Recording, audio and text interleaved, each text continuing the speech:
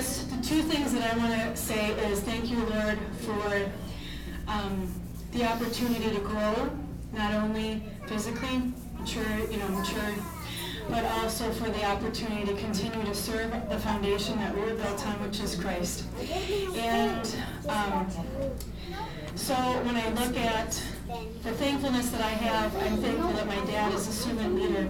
And I'm thankful that my mom is a wonderful helpmate. And I'm excited to see where the Lord is going to use them in the future.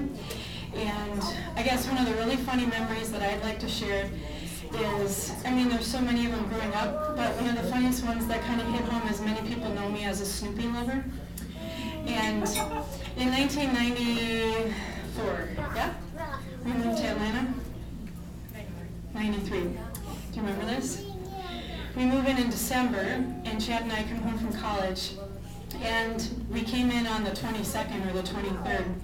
And my dad wanted the house to look like a home before Christmas. So we had a couple of days to unpack. We've had a lot of experience. You do this, you do that, you do this. So we just all kind of shoo.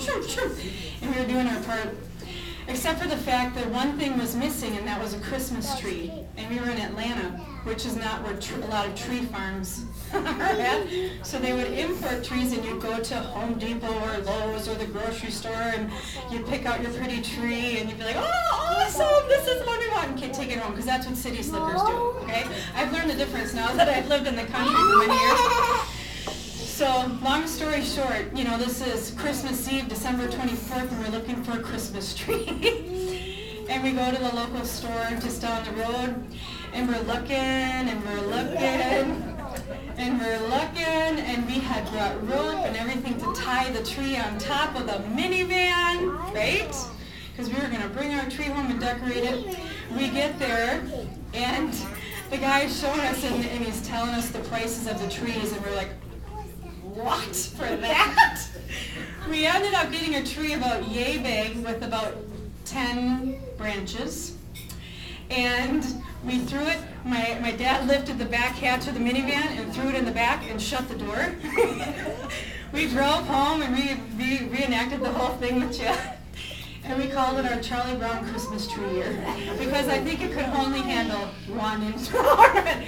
But I can tell you right now, that was one of my most favorite memories, because if that doesn't tell you that really home is the opportunity to be together and not necessarily the house you live in, that was a perfect picture of that. So I just wanted to share with you, because we had our Charlie Brown Christmas that year. So I'll pass it to Chip.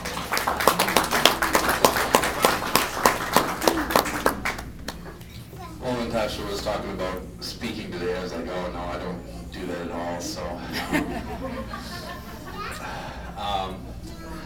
I guess when I was thinking about what I was going to say, I wanted to think what I had to be thankful for these two people in my life. And I was thinking, as growing up as a child in this household, what were the things I really learned from them? And then I thought, well, humility, right? Oh Lord, it's hard to be humble when you're perfect in every way. I can still hear my dad's voice saying that every once in a while. And then I thought, well, no, I guess it had to be family, because we were always going to the Wright side or the Higgins side of the family and doing all sorts of things. And yeah, they were centered on family. They loved family. I had that to be thankful for. And then I thought, no, there's probably more than that. Forgiveness, yeah, that's one of the things I learned from them. Because I think as many hairs as my dad has left on his head, you can give thanks to God for that. I think I'm responsible for the ones that are lacking. So I have 5 kids, by the way.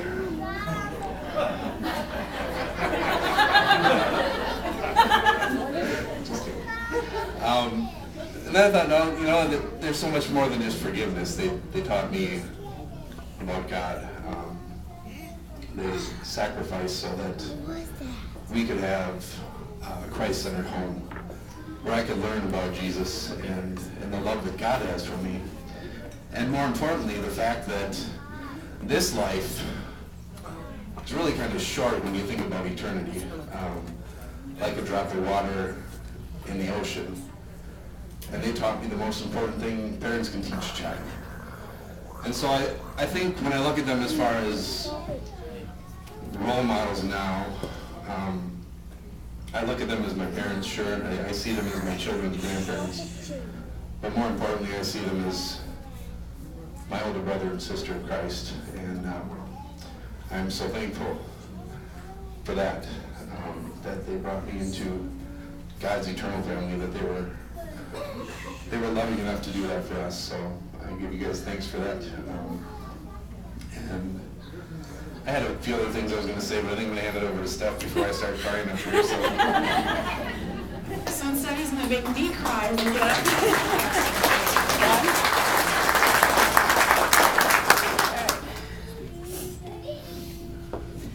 All right. Is this on? Yeah.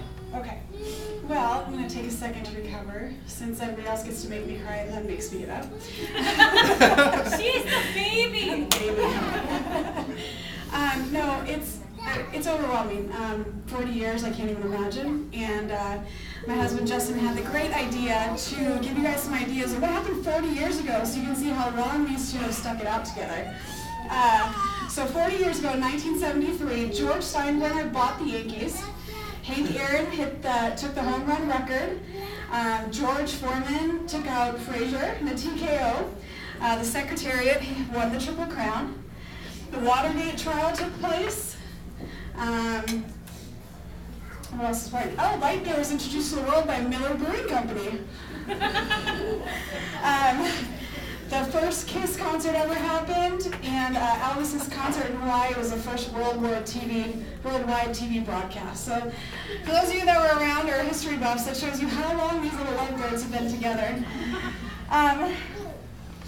So when we were talking about, giving a little speech, I decided to research into the 40th wedding anniversary, which is actually the ruby anniversary. And it says, because rubies are thought to possess an eternal inner flame, which is a symbol that the passion in a marriage is still very alive and strong after 40 years together. And I think they are the perfect picture of that. So thank you guys for leading that example.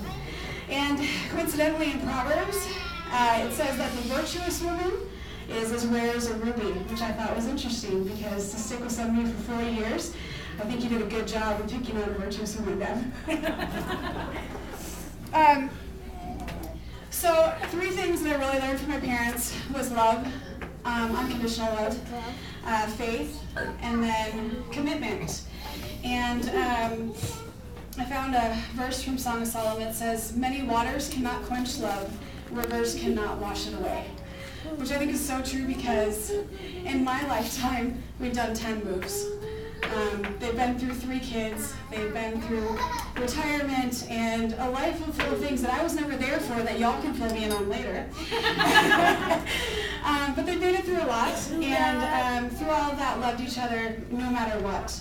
I think the best thing that I used to gross me out, and now I really appreciate, is my parents still hold their hands. They still give each other a kiss every day. They still tell each other, "I love you," every day. They challenge each other to be better, and they're really each other's best friends. And I don't think I got that until about 5 years into my marriage, that you really do have to be each other's best friends. So when I ask them the secret, that's what they say is their secret.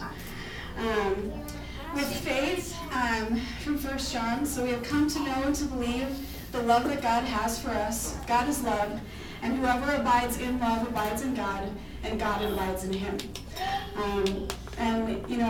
I think in every way they've taught us what love is, whether it was at work, at home, volunteering in the community, at church. Everything that they do comes from a great place in their heart. They're very generous and loving, so thank you guys. And as Tosh said, they're really servant leaders. So that faithful servant attitude is what, taught me about commitment.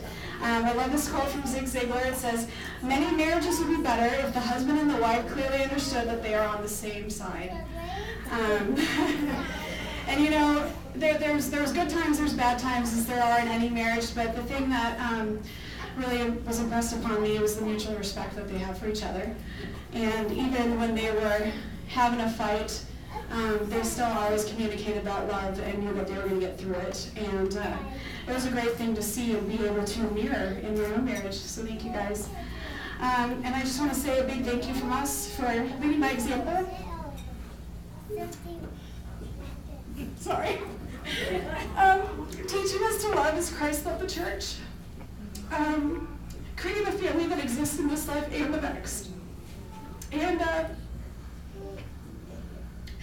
constantly rekindling the fire of marriage so that we may follow in your footsteps. So, congratulations on sustaining a marriage as rare as Ruby's, and God's blessing and wishes for another 40 years.